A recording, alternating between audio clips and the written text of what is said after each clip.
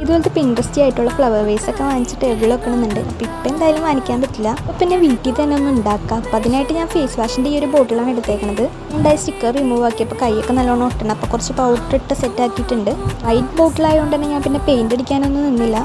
ഇനി അതിൽ വെക്കാനുള്ള ഫ്ലവേഴ്സൊക്കെ ഉണ്ടാക്കിയെടുക്കാനായിട്ട് പിങ്ക് കളർ പേപ്പർ എടുത്തിട്ട് ഇതുപോലെ കട്ട് ചെയ്ത് ഇതുപോലേക്കൊന്ന് മടക്കിയെടുക്കുന്നുണ്ട്.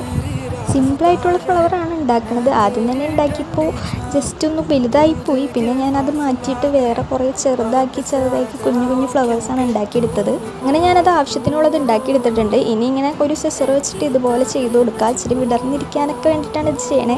ഇതിൻ്റെ സ്റ്റെംസായിട്ട് ഞാൻ ഈർക്കിലാണ് എടുത്തിരിക്കുന്നത്. അത് കഴിഞ്ഞിട്ട് ഗ്ലൂ സ്റ്റിക്ക് വെച്ചിട്ടാണ് ഞാനിത് ഒട്ടിച്ചെടുത്തിരിക്കുന്നത്. ജസ്റ്റ് ഇത്ര പൊട്ടിക്കുന്നുള്ളൂ. അത് നമ്മൾ അതിലേക്ക് നിറച്ചതിന് ശേഷം കുറച്ച് ലീവ്സിനായിട്ട് ഗ്രീൻ കളർ പേപ്പർ കട്ട് ചെയ്തിട്ട് ഇതുപോലെ വെച്ച് കൊടുക്കുക ചെയ്യണത്. പിൻട്രസ്റ്റ് കണ്ടതിൻ്റെ അടുത്ത് പോലെ എത്തിയില്ലെങ്കിലും ചെറുതായിട്ടൊക്കെ ഒരു ഭംഗിയൊക്കെ ഉണ്ട്. അപ്പോൾ ഇഷ്ടപ്പെടുകയാണെങ്കിൽ ലൈക്ക്, ഷെയർ, സബ്സ്ക്രൈബ്.